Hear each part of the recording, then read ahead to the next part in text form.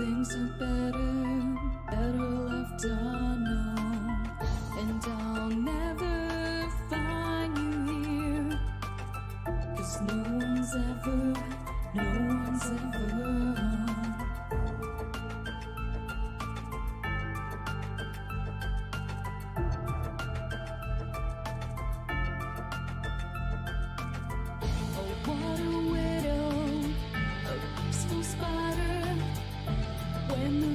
is clean, she's a sneaky hider. Hide the lies and the alibis. Oh, what a sinner is it in her?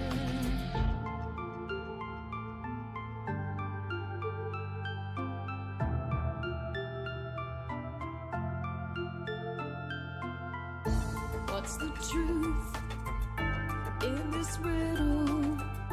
Is love really just this simple? I can't seem to find my way in this world that never stays.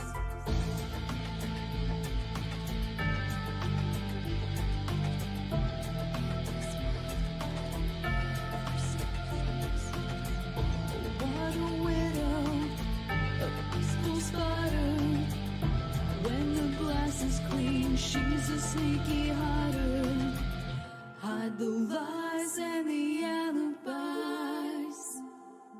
What a sinner is it in her?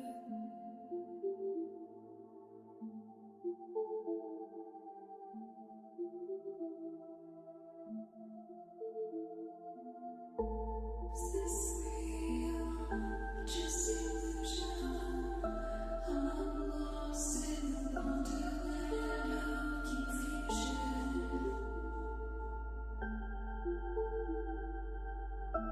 I'm lost in the wonderland of confusion. Is this real or just illusion? Manifestation or a dark delusion? Is this real or just illusion? I'm lost in a wonderland of confusion.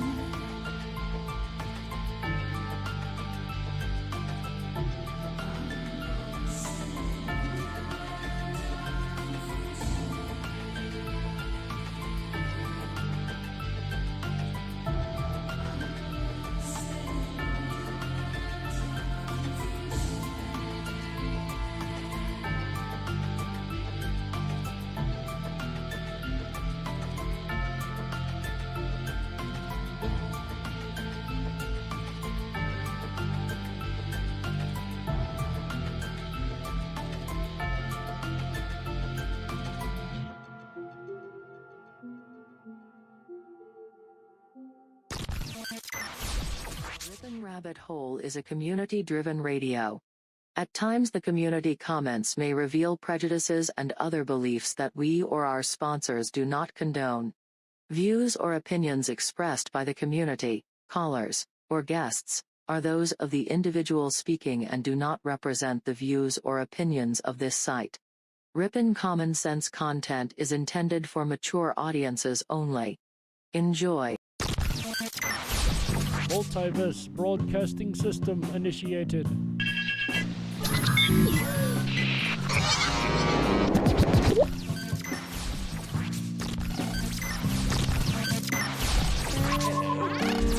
Hello.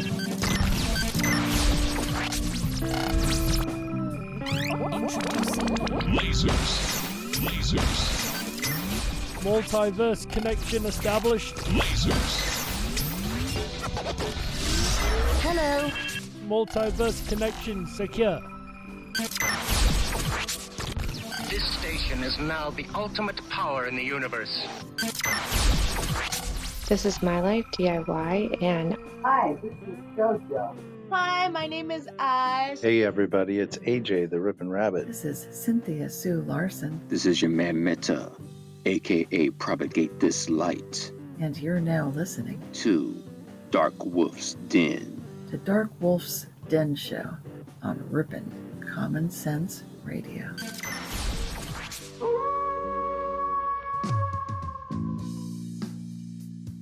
Are ghosts real? We had 1,000 hours of continuous communication with the spirit world. Does time travel actually exist? The laws of physics seem to be compatible with time machines.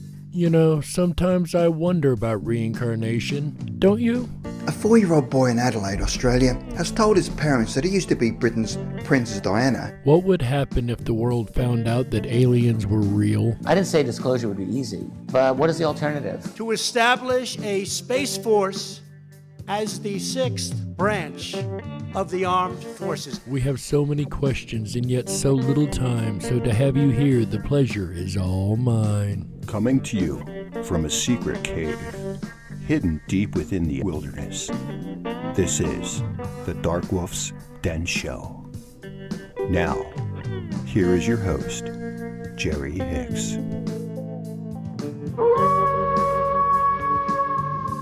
That's right, I am Jerry Hicks, also known as the Dark Wolf, and we are broadcasting live across the multiverse from a secret cave, hidden deep within the wilderness of Tennessee. That's right. We're ripping through the electromagnetic soup, tearing through the atmosphere, and tunneling away into your radio like a quantum particle. This is the DarkWolf's Den Show for Thursday, September 19th, 2021. So whether you're on the edge of reality, the edge of the galaxy, or the edge of your seat, we're glad you chose us to be right there with you. Ladies and gentlemen, as you guys know, we are closing out this Wild Wolf weekend right this weekend. First time we've had this many shows in 1 week, I do believe. As you guys also know, we are discussing the Mandela effect tonight with our good friend and fellow board member of the International Mandela Effect Conference, Miss Cynthia Sue Larson. She is waiting in the wings there to join the conversation here in just a couple minutes. But first, let's see what's going on over here in the chat room. See how many people have showed up to say hello. And it looks like Terry Taggart has managed to get the first in both chat rooms tonight. She says, I'm back, woohoo! And also in the other chat room says, I'm here, but I'm not here. So maybe she's trying to do that 2 places at once thing, here but not here. Anyway, Terry Taggart, congratulations being the first in the chat room tonight. Also, we got Marcy Chan in here. Says, community, hey y'all. Hey, Marcy Chan, glad to have you here. Catherine M, glad to have you. Terry Taggart once again checking in. Mandani Mull checking in. Glad to have you, Mandani Mull. Sandy B, can't you see? Radio Champion over there. Glad to have you guys. Scroll on down here. Tommy Apples, hello. Glad to see you, Mr. Tommy Apples. It's always a pleasure for sure. Who else do we have over here in our chat rooms? We got Alva Yarder checking in with a hello, Alva Yarder. Heleno with a thumbs up. Melissa Hecker, glad to see you here, Melissa. Quite a few people turning out tonight. I'm loving the numbers. Glad to see everybody. Go ahead and drop to the live chat here just to make sure I don't miss anyone. Glad to see all of you guys over there. Then over in the DarkWolf's Den Show chat room, Michael Fontaine says, I'm going to have to take a rain check. I have to help my brother move, so I will get back later. Well, we are always here on the replay. Michael, glad to see you tonight. And Gaynor says, good evening, all. Good evening, and Gaynor. X-Gen, evening, fellow travelers, off to the nightly grind. Well, another one will be catching up on the replay. Always a pleasure, Mr. X-Gen. Preliminal, the Mandela effect is not for commercial entertainment. That is absolutely correct. Luckily, I've not made a penny off of it, so that is definitely not where I stand. Gil R, glad to see everybody. Thursday? You meant Sunday, yes. Did I say Thursday? I probably did. I don't normally do Sunday shows. I was trying my best in my head to make sure I didn't say that. Knowing me, I probably did. Anyway, it is an absolute pleasure to see all of you guys here tonight. Make sure nobody has popped in under my nose. Mike Johnson says, hi all. Hi, Mike. And I appreciate having every last one of you guys here with us tonight. As you guys know, before we do pull in Miss Cynthia Sue Larson, we've got 2 more little fun segments to go. Today in History. And I love it when I'm able to find something that relates to the topic. As you guys know, it hasn't happened in a while, but it has today. Check this out. On this day in 1934, Bruno Hauptmann arrested for kidnapping the Lindbergh baby. Of course, a lot of us Mandela-affected people don't remember the Lindbergh baby ever being found, let alone a person actually doing time for the crime. So that actually happened on this day in 1934, and that is today's segment of Today in History. And to carry on the Mandela effect just a little bit further in our opening topics, we've got one more fun little segment to do, as you guys know. Say what? Our quote of the day today comes from the Bible, one of the most well-known books ever. It is Isaiah 11:6, King James Version that we're reading. It says, and I quote, "The wolf shall also dwell with the lamb.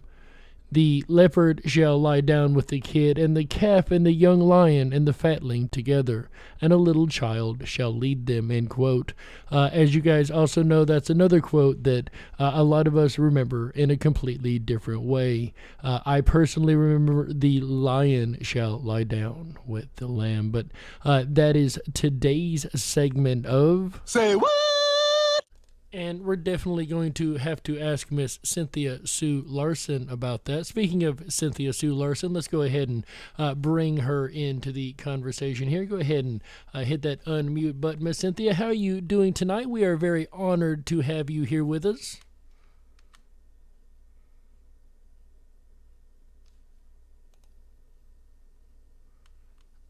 Looks like she's having a little bit of issue getting to that button.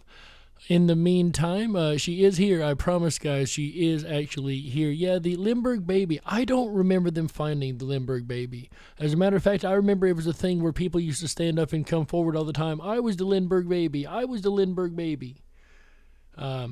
Cynthia, are you there? Are you having a little bit of trouble there, Cynthia?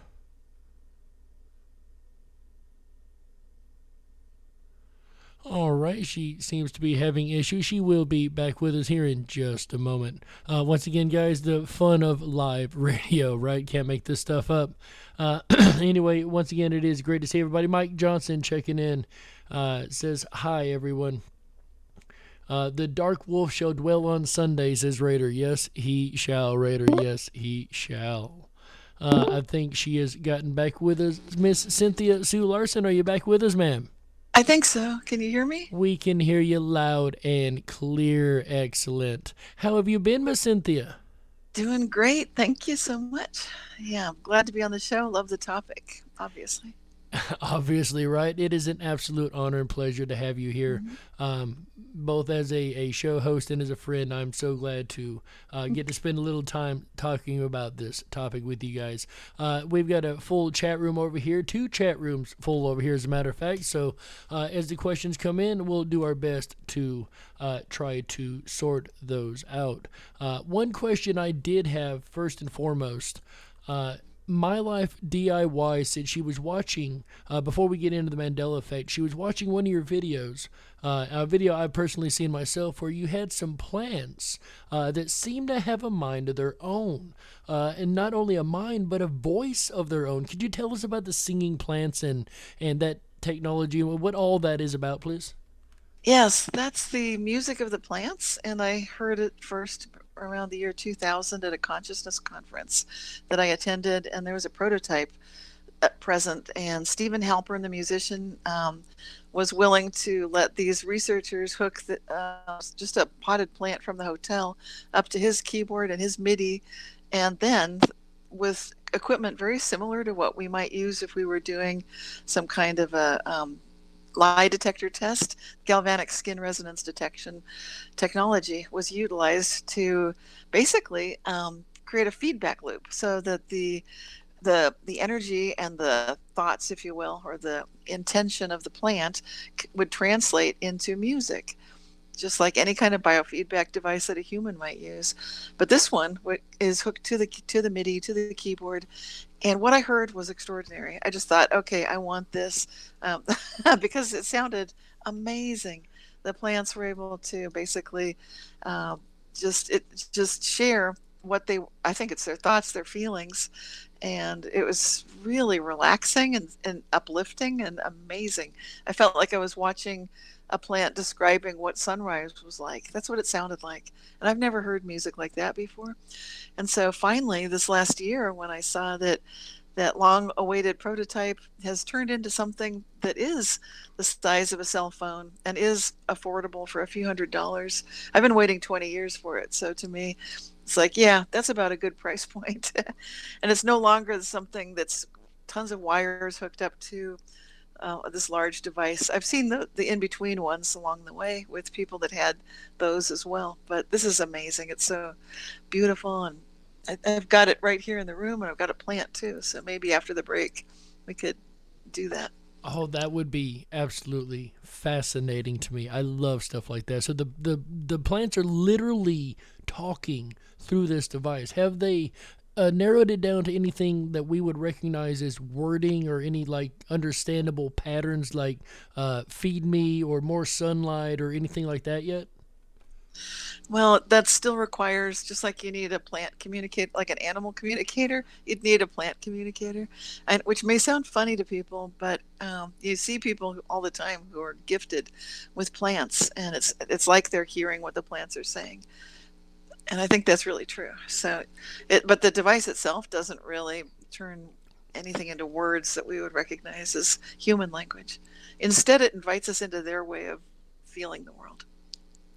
That is amazing. And sound and frequency is definitely a key to this world. We know that. So just real quick, roughly, and I know I'm sure these devices vary, but roughly how much would one spend if they were looking to get a device like that?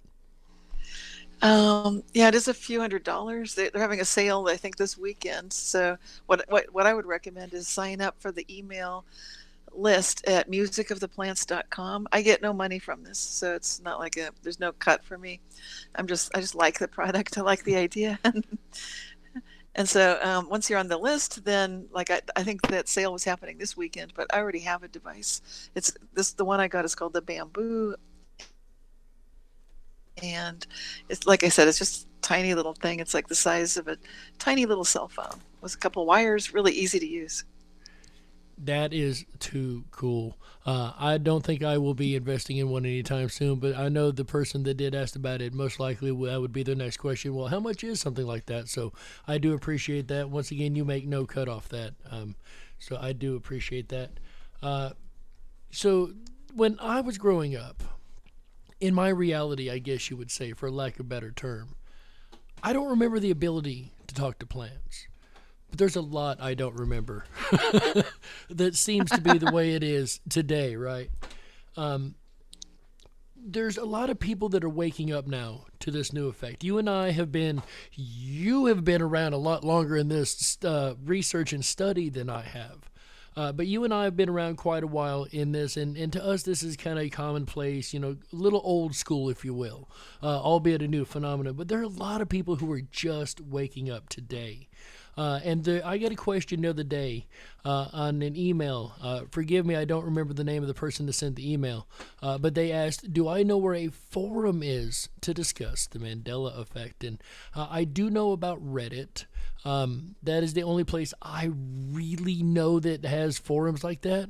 But what about you, Miss Cynthia? Do you have any suggestions of places people would be able to express their or enlighten their horizons on the Mandela effect?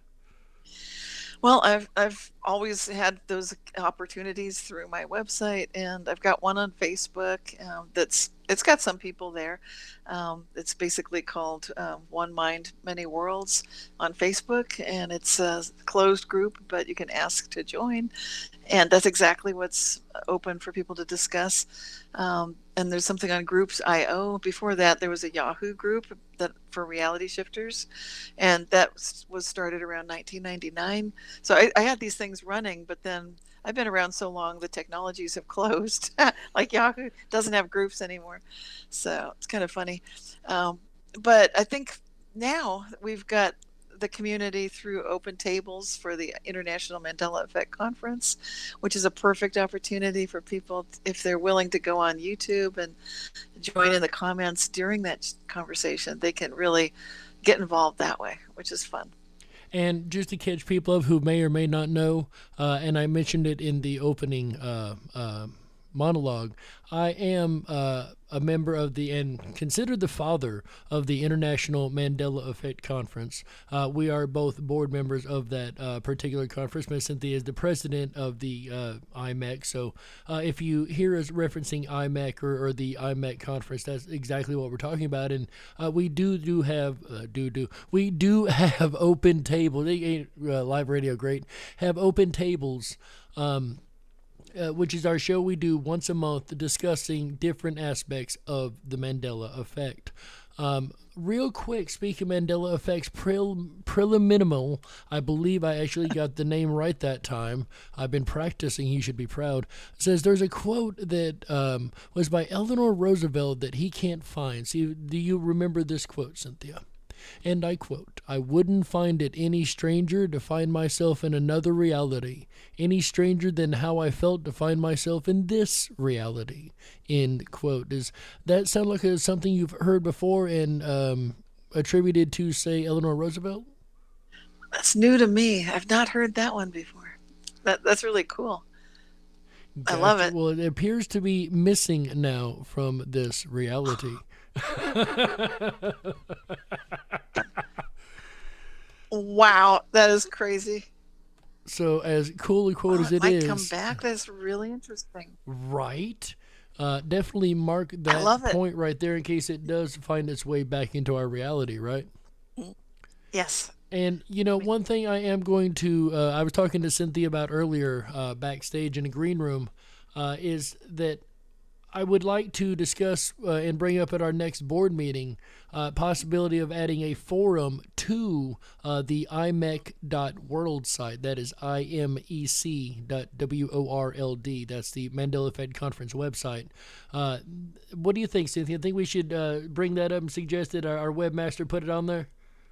Yeah, it's a great idea, and it's just a matter of how do we run it? What are the logistics? Like anything else, you need to always have that in mind.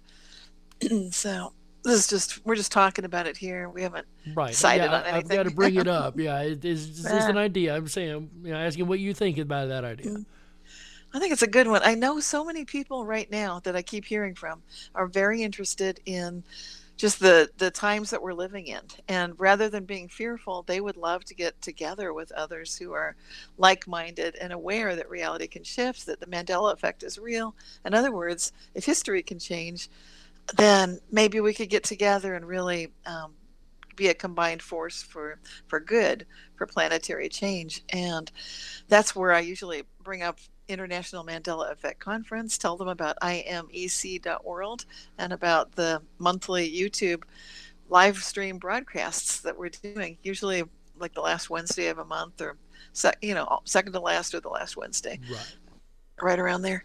So it's a great opportunity for people to take a look at what's happened in the last month. And every month we're seeing animals that are showing, these are our sponsors, of course, that are coming in and really looking fantastic. They're gold or they're rainbow colored. And I was going to say, are there any themes that have been picking up in these sponsors that we've been having on the show? Have you noticed any particular themes about the Mandela effect in general?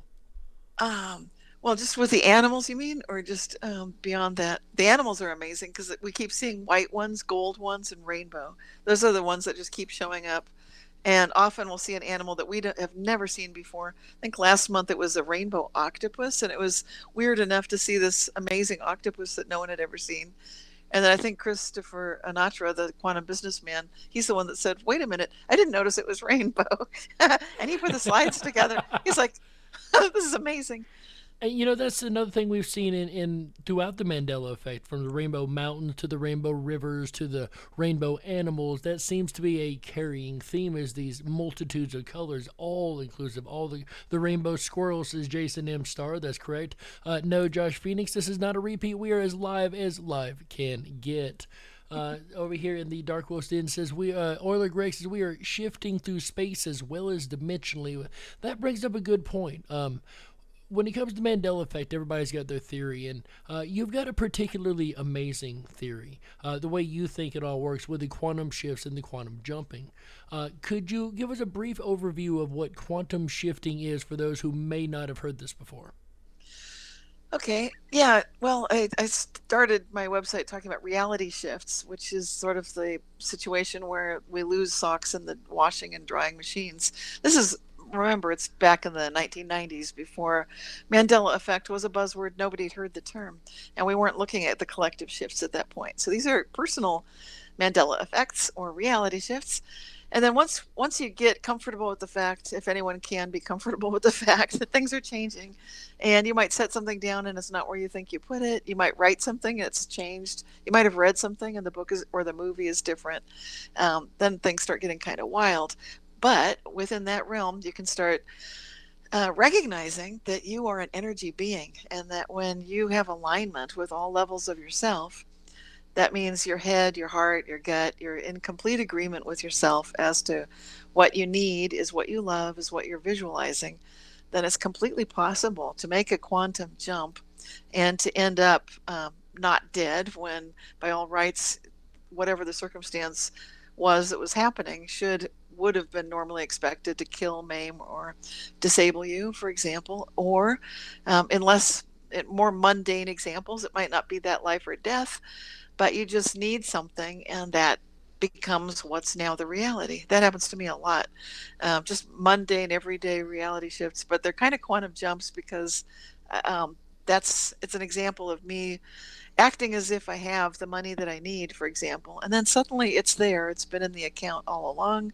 There never was the lack of funds that I thought there was. So that's something that has happened many times for me, and it's quite useful.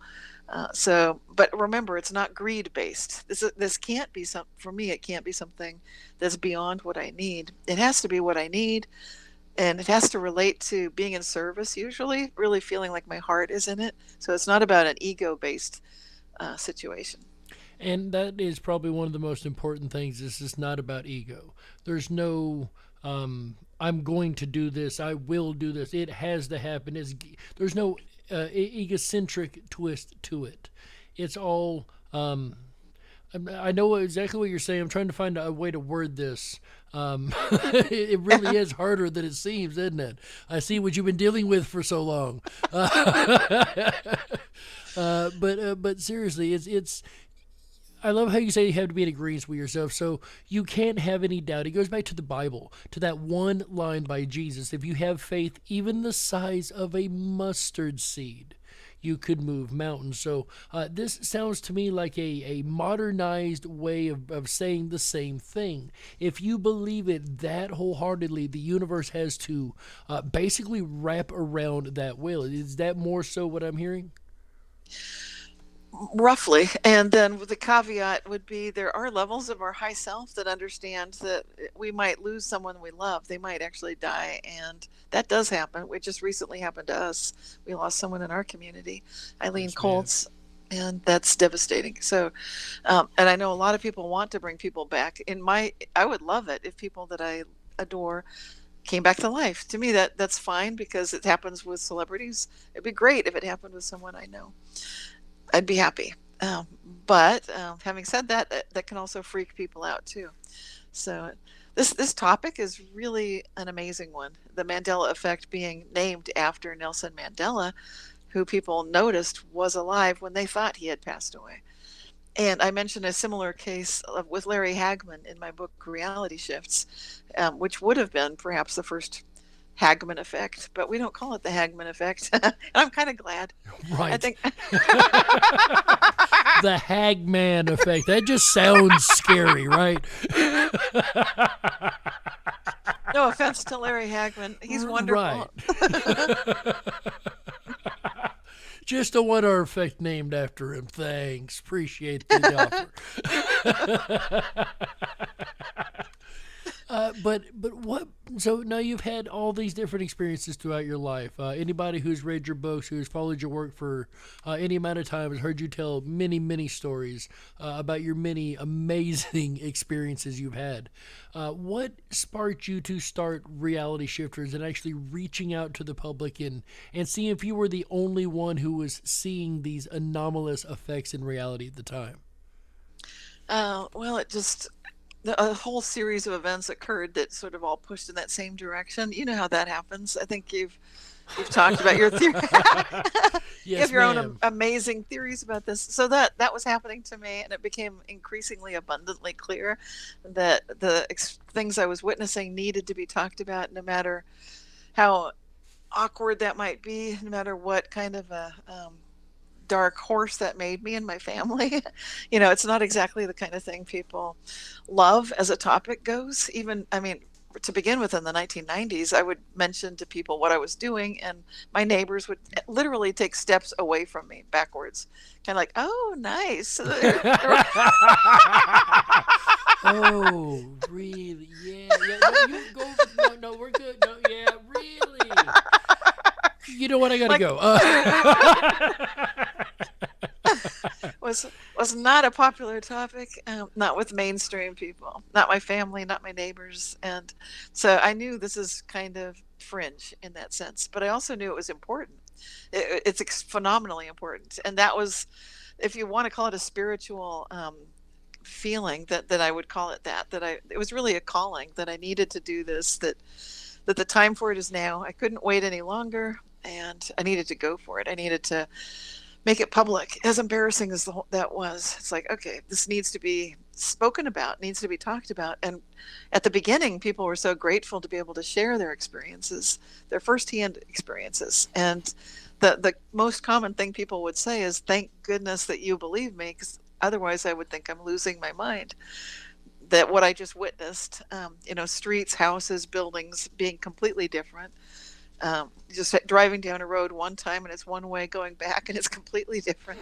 It's not the kind of thing that their friends would understand, but to me it was like, yeah, I've had that happen. I know what you're talking about, and let's publish it. Let's get that out there. So I'm glad you brought that up too. Before we go into break here in a couple minutes, I do need to ask, if for people once again who want to get out, and I know when I first really got passionate about this, and when I'm passionate about anything, I want to run and scream it from the top of the highest building that I can find. And most of the time we earn our tinfoil hats by doing just that. Like you said, they back off really slowly and then run once they're a good distance, So would you have any suggestions to people who really want to get the word out, really passionate about it, but know the opposition they're going to run into as soon as they say something? Well, my book Quantum Jumps was written with that more in mind, so that it could be shared with someone who is just your everyday average person, your neighbor, your doctor, your family. So it's not set up to offend. My book Reality Shifts, I realized after the fact, okay, that is really an out there book. It's great if you're already experiencing these things, it's wonderful, but it's not great for an introduction to the topic. Whereas Quantum Jumps it's set up to draw people in gradually and talk about things like the placebo effect and those kind of topics everybody has heard about. They know that they work, and it makes it interesting. So that would be great. As far as how to introduce this to another person, it really depends on the person, and it depends on your audience. Who are they? Are they left-brained scientists, or are they right-brained artists? And when you know your audience, then you can decide how you'll be bringing up the subject. That's a very good point. Know your audience. I've made the mistake a little while back. We had a guest come on to the Rippin' Rabbit Hole over on AJ's show, and he came backstage, and while all of us are sitting backstage, the normal group that normally goes back there, we're sitting there talking. I brought up the Mandela effect, and my goodness, bless his heart, I overloaded the man with so much information. They were all getting on to me. Back up, slow down, hold on. Don't throw everything at him at once. You're going to drive him away. I get passionate about it myself. I would suggest personally, give them maybe reading material, or give them just their own time to look into it, or just kind of drop little hints along the way. Would you say that's a good strategy? That is a great strategy, and there are some short videos that are on YouTube that describe what it is, so maybe that would be interesting to them. Often when a person sees some of the possible Mandela effects, I think you had it in the intro, it was really quiet, I couldn't quite hear it, but did I hear Isaiah, the lion and the lamb? Yes, ma'am. Is that a Mandela effect for you, ma'am? What do you remember that wording being? I do remember the lion, and it seems like, when something's missing that you remember, it's like, wow, where'd the lion go? I like the lion. I love wolves, but I had a fondness for the lion, so no offense to the wolf. None taken this particular time, I guess. Yeah, that's something else, and this is something I've said for quite a while. By the way, hi, Denise Lane says first time in the den. We're glad to have you here, Denise. I'm glad you stopped in and said hello. Do hope you enjoyed the show. That is one thing, though, that I totally lost my train of thought on that. Whoa. The lion and the lamb. Thank you. If it had been wolf, thank you. If it had been wolf at any point, I would have memorized that verse. Sorry, yes. The Dark Wolf kind of has a little bit of an obsession with wolves. And I would have been the first one to say, no, guys, you're getting it wrong. No, that was never, no. I remember the lion and the lamb. I don't ever see Wolf and Lamb Ministries, Wolf and Lamb whatever, until the last couple of years, of course. Since this change, we're seeing more and more acclamation to the new way, which, of course, is more residue evidence for me. But if that would have been wolf, I, of all people, would have known that, right? I agree. That was one of my first posters in my bedroom when I was growing up, was a wolf. So I was really into wolves as well. I would have noticed it too. And I think you're more into the wolves than I am, but still, I would have definitely picked up on the wolf. Absolutely. It's just such a strange, fascinating phenomenon. But Cynthia, we have to go ahead and take a network break right here. So can you just stick around and hang out with us for another half of the show? Yes, absolutely. I would absolutely love it. Ladies and gentlemen, Cynthia Sue Larson, we shall be back here in just a moment with the second half of the Darkwolf's Den Radio Show. Don't you touch that dial. That's right. Stoke the fires and run off the men in black. Don't get touch that dial. We'll be right back.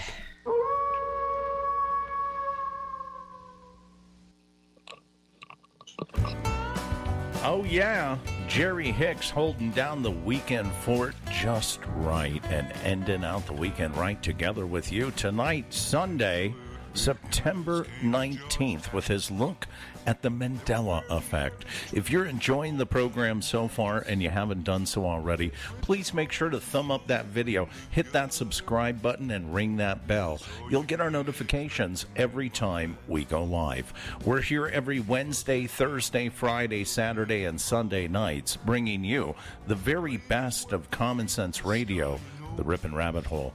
I'll return again next weekend, Friday night, after Jerry howls in another episode of the Darkwolf's Den Radio Show, both Wednesday and Thursday nights. Again, I take my top hats off to him for filling in this weekend while I am up north. And I will request 100s in the chat room at this point for your host, Jerry Hicks. Thank you so much, Jerry. If you haven't done so already, please hop on over to our website, rippinrabbithole.com. That's RIPONRABBITHOLE.com. There you can sign up for your exclusive backstage VIP pass. And it's going to give you access down the rabbit hole to where the conversation continues in our privatized social media network.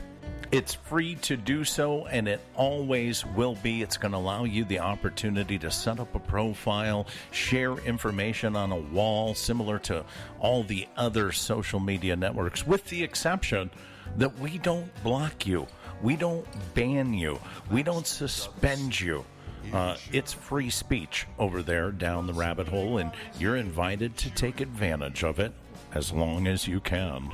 We don't share, sell, or give away your email addresses, so you can feel quite good about that as well. In fact, over there on our website, we update our weekend schedule every Wednesday afternoon as the weekends go from Wednesday to Sunday here, offering you the most extended weekends in radio.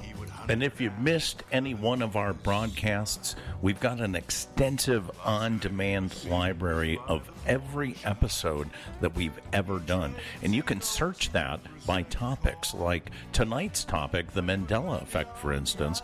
You can go find all of the broadcasts that have been done on the Rip'n Rabbit Hole concerning the Mandela effect. And then you can just sit back and binge listen to them, which is a lot of fun to do, actually, to go back and hear things that we talked about a year ago or so.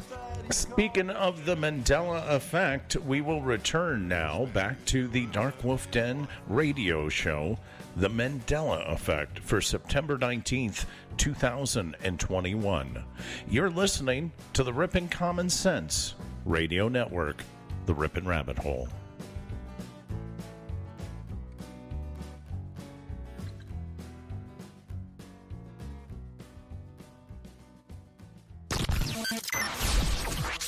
Reestablishing multiverse connection.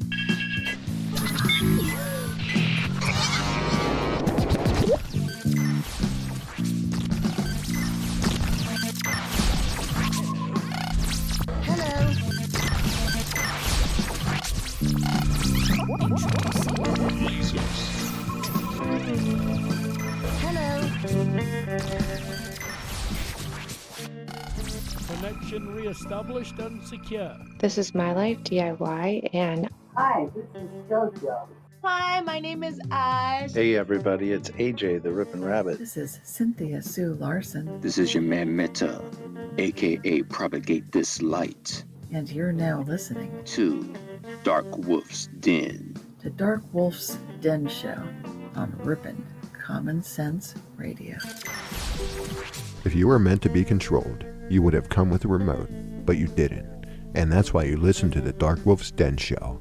Now, here is your host, Jerry Hicks.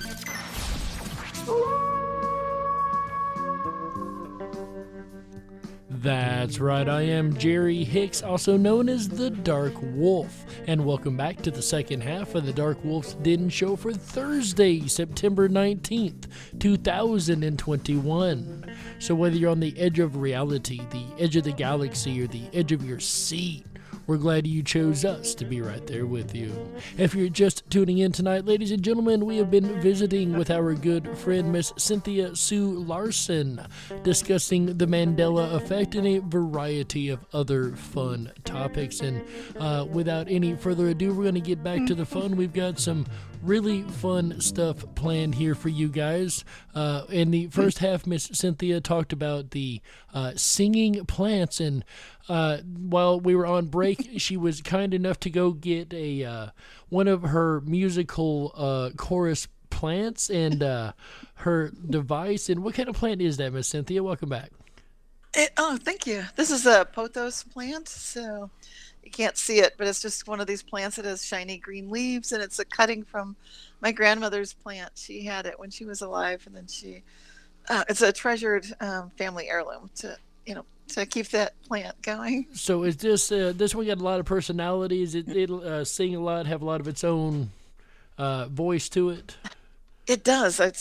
Can you hear it playing right now? I'm just holding it up kind of close to my microphone. It kind of makes different sounds. Like now there's a low notes. I can turn the volume up too. Let's see. Yeah, I can barely hear something sooner. in the Here we back go. there. Okay. Oh, I think I hear something. Yeah. There we go. Now we hear it. I've turned it way.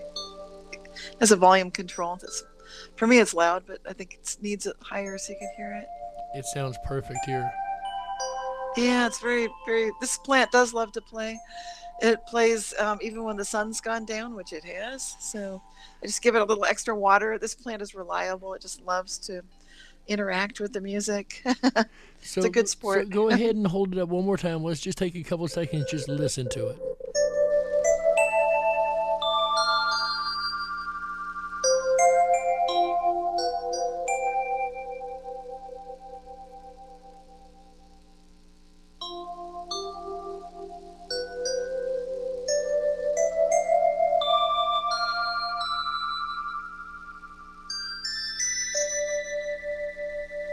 And I'm sure he could play all night. That is absolutely gorgeous sounding. Someone said heavenly, said Denise Elaine. I agree. Absolutely heavenly. And again, I'm looking at Cynthia the whole time. She's not touching the plant. She's not moving it. She's not shaking it around for those who may think it's some kind of like vibrational thing. She was not anywhere near it as far as like able to touch it. So if it was doing something, it was definitely a really cool magic trick. Otherwise, this is real, folks. This is really, really cool. I thought that was absolutely gorgeous. Again, no sponsorship here whatsoever. I've never even heard of these companies, maybe one time before Cynthia and I talked, but that is gorgeous, Cynthia. Yeah, I just love it. And it gives me a feeling of entering into that plant consciousness, because there are choruses to the songs that these plants create. Like this pothos plant, if I just plug it in and leave it, it's like a meditation track, but it's real time, it's live. And sometimes every 20 minutes or so, then I'll feel like, oh, there's that theme recurring, it's coming back, which gives me a deeply soothing feeling. It's like getting a massage or something. Really nice. I'm sorry, Michael Fontaine over here in the chat said, is that the 3 seashells? For those that know the movie, that is bad. That is really bad. There's a question about resonance over here. So is there a certain resonance frequency that it's at, like the 420 or 434 or 440 or whatever the hertz range is? Has that been tested, or is that fixed into the machine, or do you know anything about that there? Well, it's set up with, like, you can choose which setting it's on, and you can try different ones for the plant, see which one it likes. And then you can also download the data. You can actually record the song, save it, see what frequency ranges it was playing at. I've not done any of that. I know people really get into that. So this is the bamboo device that has those capabilities. But embarrassingly, I have not made full function of that. So I don't know, but I'm sure that people who want to see more about it, they can go to that website, check it out, and I think it explains it pretty well there. I would rather somebody be honest with me and tell me I don't know than give me an answer that is just so made up. I appreciate the honesty. That's great. So I had a couple questions come in the chat here I really liked. We were talking about theories a little bit in the first half, and My Life DIY again says, what does Cynthia think about simulation theory? Well, my personal take on it is that it depends on what you mean by simulation theory, because some people, if what they mean is, and this is often what people tend to think it means, that basically everything is being created, like all of our physical reality has been just come up like a computer game, and we're just characters in that game. So there's some teenage kid somewhere who's just created all of this. That doesn't make a lot of sense to me personally, because it doesn't feel right. It fails the common sense test of what is my own experience showing me about nature, about interacting with animals and plants. And I think there are too many mysteries, too many cool things like music of the plants for this to be just some basic simulation. That doesn't make any sense. But if what you mean by simulation theory is that everything that we think is out there is not so much out there as it is our imagination, and our minds are translating all of these frequencies, that I do agree with. And I've been following that line of reasoning for about the last 20 years, including the work of Donald Hoffman, who wrote a book about visual perception, and I reviewed it when it first came out like 20 years ago. I interviewed him on my podcast, Living the Quantum Dream, and I'm so impressed with the way he's really taking his theories, and he's just getting bolder with it. He's basically saying that everything, that the way we interact with our 5 senses that give us this feeling that physical reality is so solid and that's all there is, that's not what's happening. It's very much the same thing as just working with a laptop and the icons that when you throw a file into the trash, it's like that. You don't really know what's going on, but that's how our senses and our senses of touch, taste, sight, smell, all of that work. And that's extraordinary. As he explained it, to manually do this on a computer, you would have to move around the chipsets and the jumpers on the drives and a lot of the old school computing. But every time you wanted to send an email or anything, you would have to literally go in and manually manipulate everything. Whereas now the computer's set up in such a way where all that's done behind the scenes. All you see is that pretty GUI in front of you, that pretty screen in front of you. And the concept that Mr. Hoffman, and I love Mr. Hoffman's work. If I may make sure I'm understanding this right for the audience, the concept here is what we view is the desktop. What we're seeing through our eyes is literally the desktop. It isn't reality as it is. It's reality as it is perceived, correct? That's right. Yeah, that's a good way to show it and express it. Yeah, and lately he's been going a little further with it, which gets pretty exciting. He's saying that that there's evidence to show that is exactly what's happening. And he gets into some mathematics of proving that, which I think that's a little beyond the scope of this show. But it's interesting to follow up on if people want to look into that. It's not only beyond the scope of the show, it's beyond the scope of my brain's understanding. You see, with the science side and theory side, all day I get it. When you throw the math in there, my brain walks out the door. All right, so no worries. I don't think it'll make it past the microphone, let alone to the audience. I won't even understand this. But speaking of theories, recently, as of 2019, when we pulled together the Mandela Effect conference, there was a big news article at that time in the quantum physics world, a theory that had been surprisingly enough proven real. That Wagner's friend, I think it was, correct my wording if I'm pronouncing that wrong. Could you tell us what that is and why it's so important that this experiment has actually had the outcome that it's had? Right. Well, I've been looking into this idea that quantum logic is the true logic, and that classical logic is a subset, based on what I've been observing with the reality shifts Mandela effect. So what I do is I'm on the lookout for the kind of evidence that would support what we're seeing with the Mandela effect with reality shifts. In other words, looking for something that shows you can have two people standing side by side who literally experience two different things. And that's very much what this experiment showed. And it was the work of an experimental scientist named Proietti and his partner Bruckner, and a collaboration between universities at Edinburgh, Scotland, and also Vienna, Austria.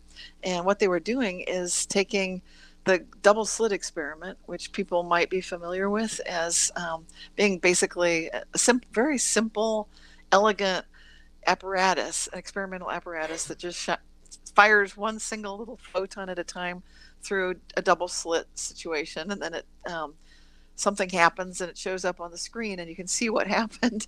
Was there some sort of a diffraction pattern? In other words, did the photon act like it's interfering with itself and it's moving like a wave, or is it acting like a particle and you can tell that it went through a certain slit?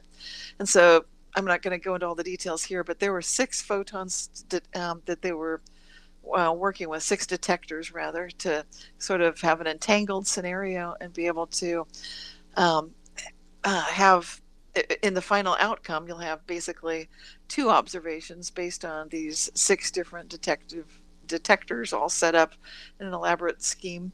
But what happens, long story short, you've basically got 2 observers at the same time, same place, literally witnessing 2 different things, and they're equally believable. So it's not like one. In classic logic, you would assume that if we're both looking at the screen, we're both seeing the same thing on the screen, but this actually showed that may not be the case. Is that correct? That's correct. And that's where I wrote a paper for Foundations of Mind presentation a number of years ago. And I was basically showing that if you know those Venn diagrams where we've got the universal set, and I was showing quantum logic, quantum physics is the universal set. What's the subset, the short bus, the small bus, the limited capability? That's classical physics. That's classical logic. It's It's a very small subset. Yet we have come to think that this material realism is all there is, and that our five senses is all there are. But if you look at things from a quantum paradigm viewpoint, from a quantum logic viewpoint, you'll see things quite differently, and along the lines of what we're now finally starting to see in some of the research that's being conducted. If I may go on a diatribe for just a moment, what we're seeing a lot of times in our world right now is scientism. And when I started this show, I made it a point that I will fight and I will rail against scientism every chance that I get. And I mean that. Scientism is a narrative, a belief system that looks for evidence to fit it. Science is evidence that makes the narrative, that says what it says. Instead of following the evidence, they follow the narrative. And that is what we're seeing more so than not in our world right now. If there's any evidence that doesn't fit the narrative that they want to push forward, this used to only be a problem with archaeologists. It has sadly and suddenly gotten a lot worse. But if it doesn't fit their narrative, it's a lie, it's wrong, it's not accepted. That's why they want to control information right now, and the information police and what they call misinformation.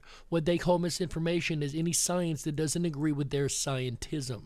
And this, again, I apologize for the diatribe. This is something I've been really wanting to get out in a way that I could really express this. And scientism is definitely a platform that I have fought against every single show I have done. And this is why. This is the importance of it, because scientism covers truth. It doesn't, let me rephrase that, it covers up the truth. It doesn't cover real truth. It has enough truth that it believes what it wants to believe, and everything else had better fit into its box. And that is one problem with the Mandela effect. It doesn't fit into anybody's box. In all the paranormal I've ever researched, it is its own monster for real. Thank you for giving me those couple minutes there. I do apologize. But Wagner's friend, this is a fascinating idea. So could this be the same reason that you have couples that fight, and he says, well, I know you said this, and you said this word for word, and she said, no, I didn't. I never said that at all. Could it be down to that scale that these effects happen? Absolutely. And if people want to see the papers I'm talking about, all the papers that I've written, I make them available on my website. So you can go to, you can actually, I think you go to CynthiaLarson.com, and it just goes to a page on my website that has all the articles, including one that I did about, I co-authored one with an anthropologist, Anne Mene, and we wrote an article and gave a presentation at a conference about exactly that. And we did a sketch showing that we could be talking, just experiencing completely different things, and we were advocating or recommending a way to navigate these kinds of situations where you're talking to someone that you love, hopefully, or at least you respect them, hopefully. Hopefully. but they're saying something like they swear that you just said something you know you didn't. And rather than getting into this whole thing of I did not say that, and yes you did, if you both are aware of the Mandela effect, of reality shifts, then it becomes possible to move into this quantum logic space where it's like improvisation. It's yes and. It's recognizing, okay, you think I said that, and I think I said this. So let's rise above that, which looks like looks like we've got an argument, but let's assume this is not an argument, and let's find somewhere good to go with this, whatever that might be. But it really takes a skill set to go above, our fixation on objective reality and objective truth. And that goes right out the window when you've left this little short bus, this short compressed area of classical logic behind, which is what the Mandela effect does. It challenges us to take a look at the fact that we can actually remember a history that doesn't even exist anymore. A fascinating one at that. And it makes you wonder, this is something else. People call us crazy all the time. How can you remember if it was different? You're just misremembering, albeit that we all misremember the exact same way. But if it is jumping realities, if it is shifting, whatever it is there perhaps, or has it been suggested by anyone you've heard, that there could be a part of the brain that would, for whatever reason, hold on to the other memory? Or is it even brain-based at all? Is consciousness even outside of that? Does it go to that level and just you know what I'm saying? I don't want to keep digging my hole here. I better put the shovel down. Cynthia, it's all you. Right. Well, from what I've seen about the neuroscience, there's no place that memories are stored. I know people, the researchers would look to see, can we find where the memories are being located? They don't seem to be physically located so much in the brain. There are areas that are better at visual information, and some are better at problem solving and that kind of thing. Like the hippocampus is really good at solving problems and looking at just outside the box thinking, just solving something that you've never even seen before. But having exhausted those potential places to look for where are the memories stored, they don't really show up like that. It's not like it's found in a certain neuron or neuronal part of the network. So that means, and I think that there's a lot of evidence to suggest already that our consciousness is outside of ourselves, is not in our physical body. I get into that in my book Aura Advantage, which is all about the energy fields that are around us and the fact that it's possible sometimes to be fully conscious even when you don't have the cognitive capabilities for some reason. And there's so many case studies where that's happened, which is just mind-blowing that someone can be that sentient even when they've had some sort of a steel rod go right through their brain, that kind of thing. So there have been some real case studies like that, or where someone's basically for those who have been following this show, we have brought up a multitude of these cases before too, especially in the beginning of this year when we went through a lot of Rupert Sheldrake's work. I love Dr. Sheldrake and his work too. Yes. And the was the 10 Dogmas of Science or 7 Dogmas? I think it's 10 Dogmas of Science.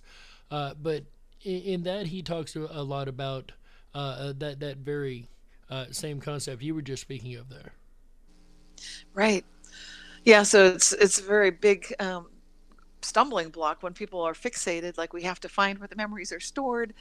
Maybe not. Maybe the right way to look at it is to give up that whole fixation on the material realist objective reality point of view. And that's tough because I think it's inculcated in us from childhood that we are taught that there's one truth. That if you go to a court of law, there's just one thing that's going to happen. I've had the interesting experience of being called to jury duty and telling both the trial attorney, the prosecutor, and the defense. I told them just what I really believed in. I thought I'll be excused from this for sure. To my great shock, everybody looked thrilled that I would be on the jury, and I don't know why that is because I was clearly saying, I was very clearly saying. Hilarious. I told them very clearly, like the way I see reality, it's not just true and false. There's also true and false and not true, not false. It's fourfold logic. And I got into the quantum thing a little bit and they were just sort of nodding. They just looked thrilled. So I don't know why. So the next time you guys think you're going to be slick and try to double talk them using the paranormal and quantum physics to talk your way out of them and oversmart them, they're probably going to make you the lead of the jury. Okay. That's what happened.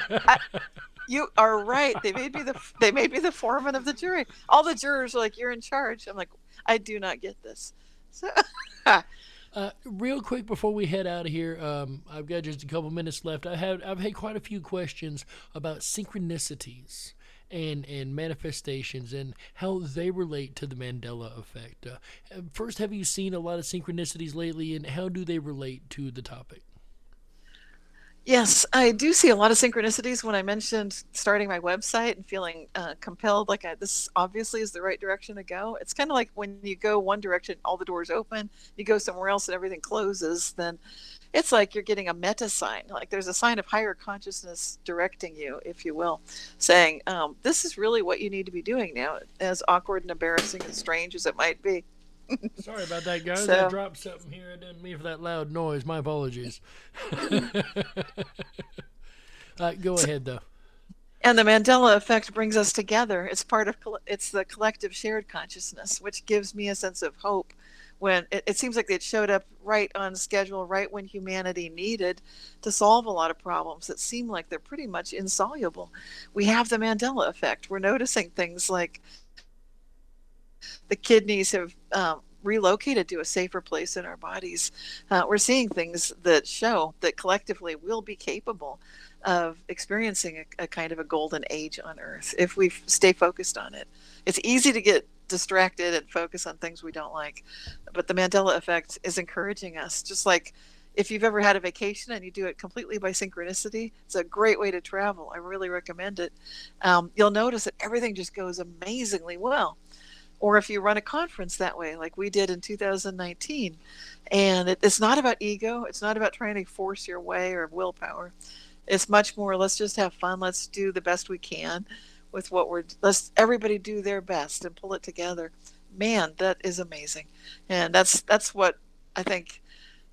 If you believe in God, I believe that's what God's inviting us to do right now for humanity, to pull together at a level that maybe we've never pulled together before. Well, let me tell you, the divine nature of that which you speak, 2019 was nothing shy of magical. As a person that went from thinking this is an idea that would never get off the ground, it'll never make it anywhere, to watching what was the equivalent of at least a year 5 conference come together right in front of my eyes, excuse me, was absolutely incredible. And as you put it, and I could not have agreed more, to this day, there is no ego. Whenever we all get together and talk about the Mandela effect and Mandela effect community as IMEC, there's no ego. There's no one person that says, I'm in charge, it's this way, or tries to throw their will into any. It's always basically universe. Hey, here's what we'd like to do. And universe says, okay, let me see what I can do to help. It's been more than divinely inspired, more times than I can. I've seen so much magic, I can't even. To deny it would be more foolish than to admit it. You know what I mean? And that is going to bring me to my last question of the night before we start closing out and getting your information out there and letting everybody know where to find you. What would you say to a person? I get this all the time. I've got a video, the Jiffy peanut butter video. It's about a 50-50 split in the comments section. Half of them are, yeah, I remember Jiffy, 100% you bet. But the other half says no. You're just mistaken. You're wrong. It's just mismemory. You're just misremembering it. You're absolutely wrong. You're crazy even. What is your response to these people? Because that's what we hear a lot in this community is, you're crazy, you're off your rocker, you're goofy, maybe you need to go find you a new thing of tinfoil to build a new hat, you know. What would you say to those type people, the naysayers of the Mandela effect? Well, if they're saying no to the whole Mandela effect, I'd say give it time. You know, maybe you'll hit a point where you see something that for you is in controversy. It's just like, wow, that's definitely different than anything I expected. So unless it happens to a person, I don't think they're going to believe it really, because this is such a strange phenomenon. It's like falling in love. People might believe there's no such thing as love unless you do fall in love. It's kind of like that. It's you have to really experience it. And there's no proof. So, and then as far as different experiencers having arguments, hopefully they can learn to be more like improv actors, like yes and, like, okay, so I think it changed from, you know, Jiffy to Jiff, but you don't. Okay, that's cool. Because that's really what is going on with this quantum logic. We're getting to see into possible realms of different worlds. And for those who are out there thinking, yeah, there's no way I am going to flip my brain to this quantum logic, I still have a problem with this, folks. I'm not going to lie. I will not down anybody or tell anyone that what they're saying is wrong. But, of course, there's times where I'm like, I don't know. I don't personally think this is in me. And I need to learn to be more if and but both. If or, you know, we need a whole new language for this. But if you're one of those people out there thinking there's no way I'm going to get my brain to think like this, you're not alone. That's not an easy thing to do. I'm still having problems with it. Is it simple for you, Cynthia, to switch your thinking up to something like that, or did that take a while? It's kind of mind-blowing. It just, the series, I think, based on being a lightning rod for the topic for more than 20 years and collecting all these firsthand reports and then inviting the cosmos, show me every type that you can show me, then I've seen quite a lot. And what it's done is I was in shock for like the first 10 or 12 years. And then I reached sort of a cruising place, like, well, everything changes and that's cool. So I'm okay with the fact that there's uncertainty. So I would recommend people be okay with uncertainty too. And I would recommend put your faith in something greater than you, hopefully love or God or highest goodness. That really does help. And then keep asking, how good can it get? these are my tips to navigate the chaos. And those are darn good tips. I would suggest if you guys have any kind of prompts or synchronicities, follow those. There's no telling where they may lead. Cynthia, it has been an absolute pleasure and honor to have you here this evening. I so very much appreciate you coming by and having such a wonderful conversation. So in depth, so amazing. Where can people find your work and get a hold of you if they would like to? My website is realityshifters.com, and you can sign up for the newsletter, which comes out once a month, and I'll cover our latest open tables and everything else that I've been working on besides that, whatever happened in that month, plus the month's fresh stories and reality shifts. And then you can see my books. They're all there. Reality shifts, quantum jumps, high energy money, or advantage, all that stuff, and meditation CD. And you can follow me on through the website. Then you can find me everywhere else, YouTube and Facebook and so forth. And for those I've seen a couple of times, one last time in the chat asking about another conference being planned for the future. We have plans to do more. Right now, I think it's more of seeing which way the world goes and kind of waiting to see what happens there before we start trying to invite people, because it's kind of hard to travel internationally right now. I don't know if you guys have been watching a little of the news, but little hard traveling at the moment. Thank you so much, Cynthia. Once again, we really appreciate you being here. Thank you so much. It's been a pleasure. Agreed, it has. And that, ladies and gentlemen, was Cynthia Sue Larson, our amazing guest speaker this evening. We got to close it out. That's right, that's it for this episode of the Darkwolf's Den Radio Show for Sunday, September 19th, 2021. So whether you're on the edge of reality, the edge of the galaxy, or the edge of your seat, we're glad you chose us to be right there with you. Ladies and gentlemen, the den may be closing, and we have rounded out the weekend right with you, but don't you worry, we only take 2 days off. And we'll be back on Wednesday and Thursday once again with 2 brand new episodes of the Darkwolf's Den Radio Show to kick the weekend off right once again.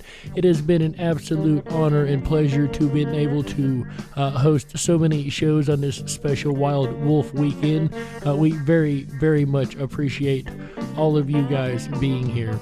And if you do get the wonderings and want to hear some Rippin' Rabbit Hole or some Darkwolf's Den Show, make sure you go on over to the rippinrabbithole.com. That is RIPON That's right. Over there you're going to find a plethora of fun things, mainly the on-demand section under the live area. Under there you're going to find all of our old episodes. I went back listening the other day to a couple of them, and it's really, really strange to listen to some of those old episodes. Something that I know I enjoyed, maybe you guys will too.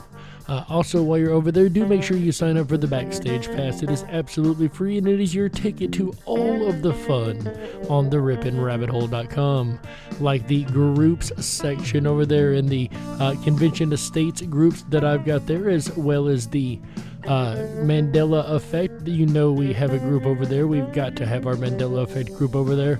I believe we've even got the International Mandela Effect Conference group over there too, if I'm not mistaken. That's right. And ladies and gentlemen, that is going to do it for us tonight here at the Darkwolf's Den Show. So on behalf of AJ the Rippin' Rabbit, Chick Mandela Effect, Michael Musco, Walt House, everyone involved in Rippin' Common Sense Radio Network, my name's Jerry Hicks, also known as the Dark Wolf, and you've been listening to the Darkwolf's Den Radio Show exclusively on Rippin' Common Sense Radio Network, the Rippin' Rabbit Hole. Until next time, ladies and gentlemen, remember, always stay awake, but dare to dream. That's right. Good night, everybody. Yeah. That's right.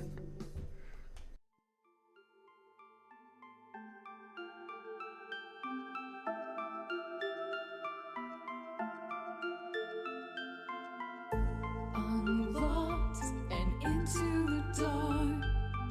Some things are better left unknown. And I'll never find you here, 'cause no one's ever home.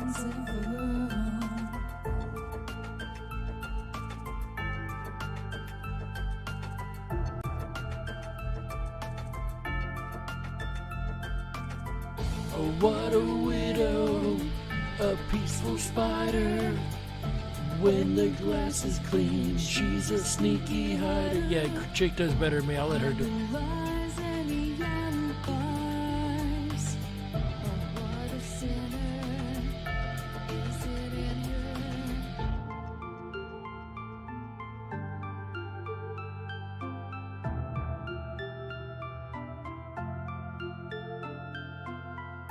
What's the truth in this riddle?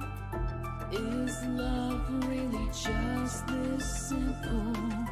I can't seem to find my way in this world that never stays.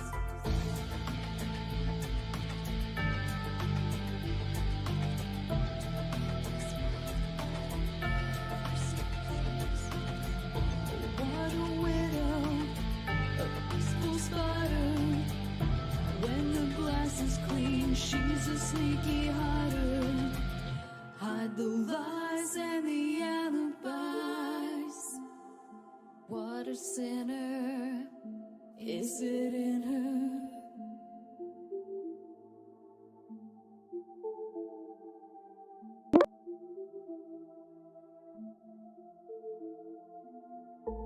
Is this real?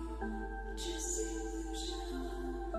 I'm lost in the wonderland of confusion.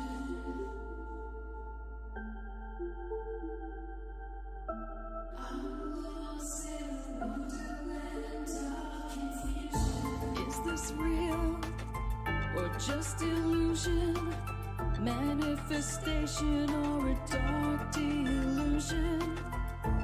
Is this real or just illusion? I'm lost in a wonderland of confusion.